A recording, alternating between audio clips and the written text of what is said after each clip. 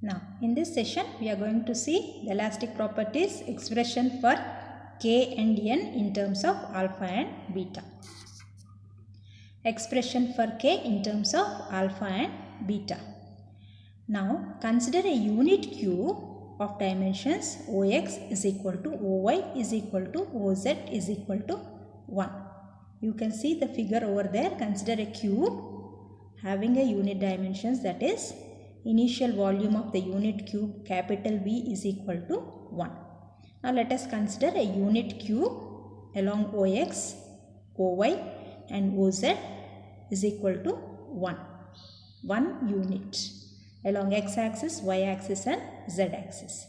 Let Tx, Ty, Tz be the tensile stresses acting along x, y and z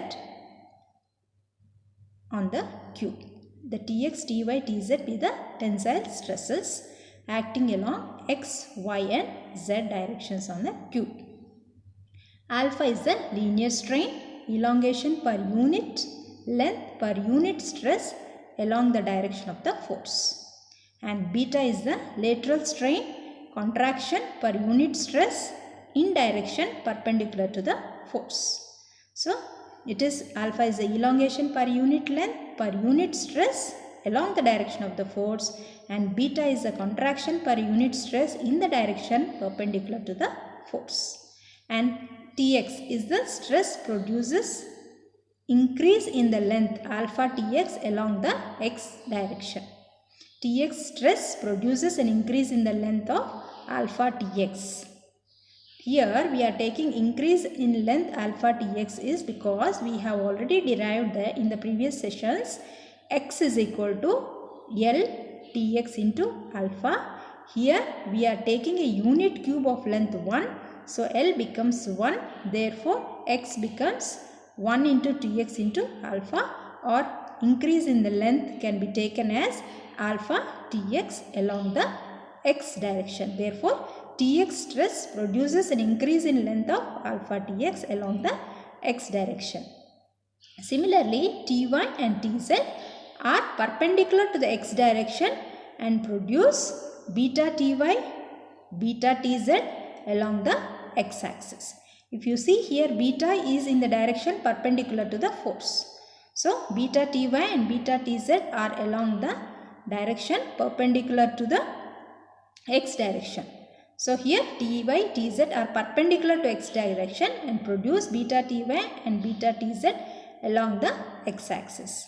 Since the length is unity along the x direction, now becomes 1 plus alpha Tx minus beta Ty minus beta Tz, which is along the x-axis, which is nothing but equation 1.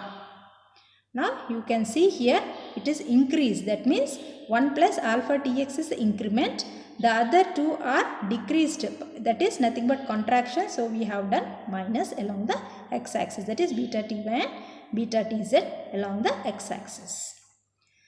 Now similarly, how we have written the equation along the x-axis, same way we can write along the y-axis, that is 1 plus alpha Ty minus beta Tz minus beta Tx. It is in the cyclic order which is along the y-axis. We name it as equation number 2.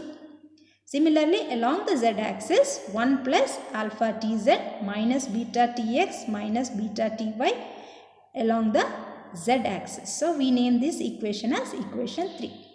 The final volume of the cube is, it is 1 plus alpha Tx minus beta Ty minus beta Tz into 1 plus alpha Ty minus beta Tz minus beta Tx into 1 plus alpha Tz minus beta Tx minus beta Ty. Why we have multiplied these three equations is, we know that the volume of the cube is a cube. If each equation becomes the side of a cube, it becomes a into a, so it becomes a cube. Therefore, we have multiplied equation 1, 2 and 3, which are nothing but the expansions along the x, y and z axis. Now, final volume of the cube is rearranging all these terms, multiplying take alpha Tx, final volume of the cube. Take 1 out of all the 3, take the common. Similarly, alpha Tx plus alpha Ty plus alpha Tz minus beta into Tx plus Ty plus Tz. Neglecting the higher powers of alpha and beta, you are getting 1 plus alpha minus 2 beta into Tx plus Ty plus Tz. In this equation, you can take down alpha as common from the second term, and already 2 minus 2 beta is taken from the third term. So, from there you can make it as 1 plus alpha minus 2 beta into Tx plus Ty plus Tz, which is nothing but a fourth equation. We also know that Tx is equal to Ty is equal to Tz is equal to capital T. Equal stress is applied along the 3 axes. So, equation 4 can be written as 1 plus alpha minus 2 beta into all the 3. So, it becomes 3t. So, 1 plus alpha minus 2 beta into 3t. This becomes equation number 5. Now, what is the final volume is 1 plus alpha minus 2 beta into 3t. Increase in volume is final volume minus initial volume. Final volume, we got it as 1 plus alpha minus 2 beta into 3t minus 1. So, cancellation of 1, you will be getting the final increase in volume is 3t into alpha minus 2 beta, which is equation number 6. Now, what is a volume strain? It is nothing but the change in volume by original volume. That is nothing but change in volume is 3t into alpha minus 2 beta, which is nothing but increase in volume. Original volume is 1. So, this equation becomes 7. Rearranging the terms, K is equal to T by 3t into 1 alpha minus 2 beta, and rearranging the terms, value of K becomes 1 by 3 into alpha minus 2 beta. So, this is the derivation, and we have seen this expression before, the value of bulk modulus in terms of alpha and beta. Next, we see the expression for the rigidity modulus in terms of alpha and beta. Consider a cube of each side L, capital L. APSD be one of its faces with side DS fixed. That means the bottom side DS is fixed. You can see the figure over here. APSD is a cube of length of each side is L. That the tangential stress T is applied along the upper surface. That means along the upper surface, bottom surface is fixed, you are applying the force along only the upper side, that is A has come to A dash and P has come to P dash. Let the tangential stress T be applied along the upper face. As a result, cube deforms to A dash, P dash, SD. That is A has become A dash, P becomes P dash and DP becomes DP dash. The shear strain is theta, which is nothing but PP dash by L. If you look at the next right hand side figure, the small PSP dash is separately given in a triangle to give the clarity. That theta is the angle of the shear or a shear strain. Theta is equal to PP dash by L. We know that PP dash is nothing but X. So, theta is equal to X by L. We will be using this theta is equal to X by L in the derivation. If alpha and beta are the longitudinal and lateral strain coefficients produced along dP per unit stress when stress applied T along AP, extension produced for length dP due to tensile strength is equal to T into dP into alpha. This is equation 1. We have written this equation because X is equal to TL into alpha. The same thing we have written here.